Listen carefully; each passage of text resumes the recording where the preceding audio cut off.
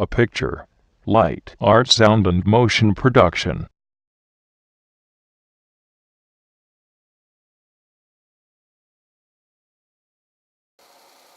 Comprehending the tokenization of anything, whether it be an asset like mortgages, shares, or commodities like gold and silver, is hard enough to understand at first.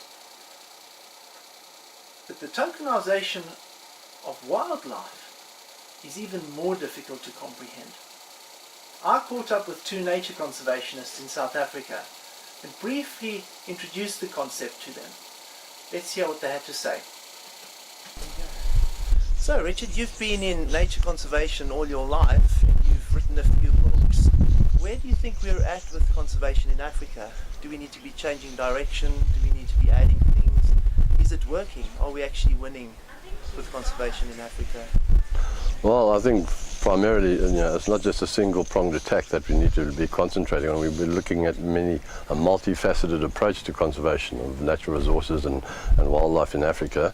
I mean, a lot has been done in the past. Obviously, we've done quite some good work, and I mean, we just need a lot more people to get involved. I mean, it's all very well expecting the community to do their bit, but they need some kind of ownership of the wildlife resources and stuff. And I mean, there's always a place for national parks and nature reserves and so forth, but we really need to look at a whole lot of different options that we can actually look at. And certainly, the thing that bothers me is that we don't seem to be very serious about doing different approaches to it. So any new approach, I think, would benefit wildlife in the long run, and I think it would be absolutely fantastic. And I mean, it's always difficult. I mean, I've been involved in impact assessments and EIAs and things like that, and everybody in that line finds it very difficult to put a monetary value on natural resources. How much money do you put towards a waterfall or a river or a natural pan or something like that? It's just really difficult to put a monetary value upon that. So I mean, looking at some kind of tokens or some kind of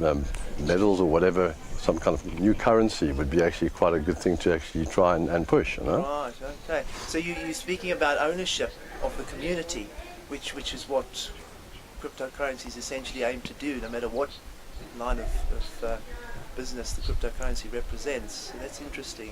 Yeah. I mean, you've got to give ownership to local communities. I mean, otherwise you're wasting your time, really. I mean, you can't just be authoritarian about this whole approach. I mean, they're very much part of it.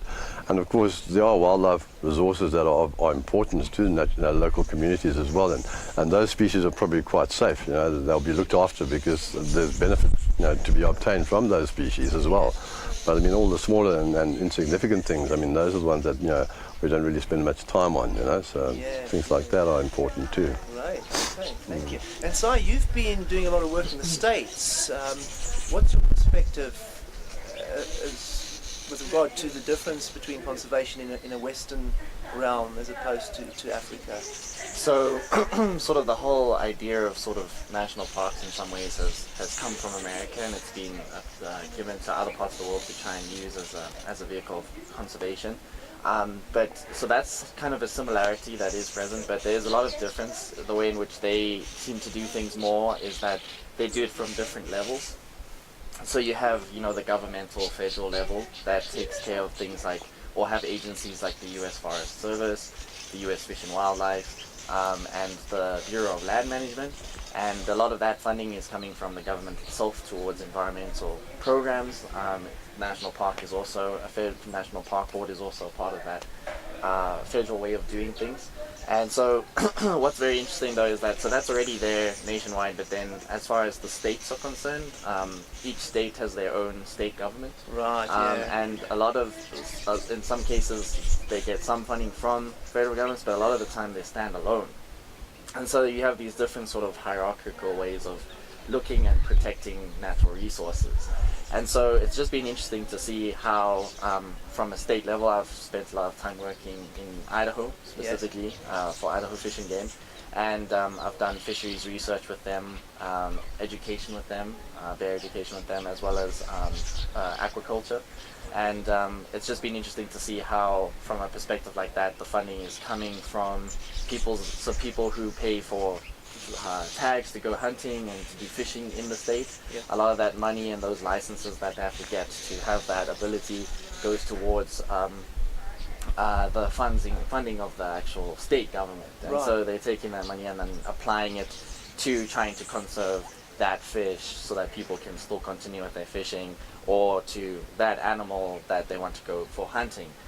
So it's definitely very interesting how you have those different levels. It's done different. Here in Africa, it's more just you have your governmental agencies, and then you have your sort of non-profit organizations Yes, that yes. will do work on their own part, also within a country.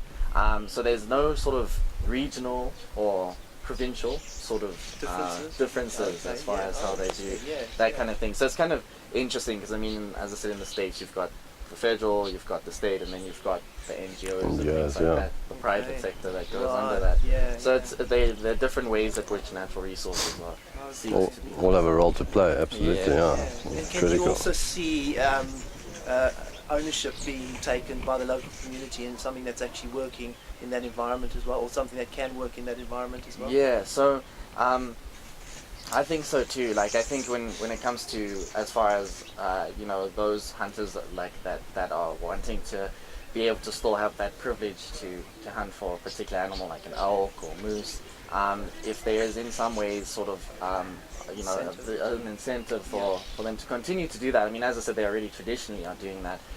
But I do feel that if as they want that resource to be around for them to continue the Yes, tradition yes. of hunting. And could take a bit of pressure off government, given Yeah. that there are a lot of pressures on government as it is with resources and money now, Yeah. to a large extent. Yeah. Yes. So I think that would be something that could be possible in that way.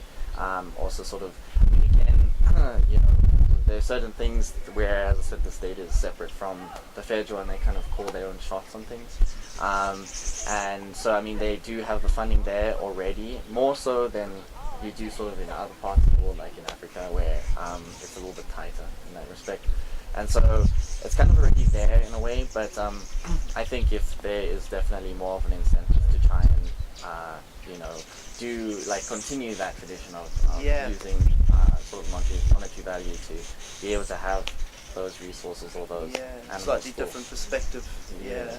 I mean, I think the future of wildlife conservation is you've just got to invest in the resources. I mean, you have to invest in these things if you want them to last and for them to continue in perpetuity. So I think that's pretty critical for that actually to be pushed, quite seriously. Yeah. Yeah, and of course they're a massive resource to Africa, just Yeah. as income from tourism. Absolutely. Yeah. Well, thank you very much for your time. I really appreciate you giving me the time to get your perspective on things. Thank you Well, very much. all the best and good luck. Eh? Thank you. Yeah, thank you. Great. Cheers.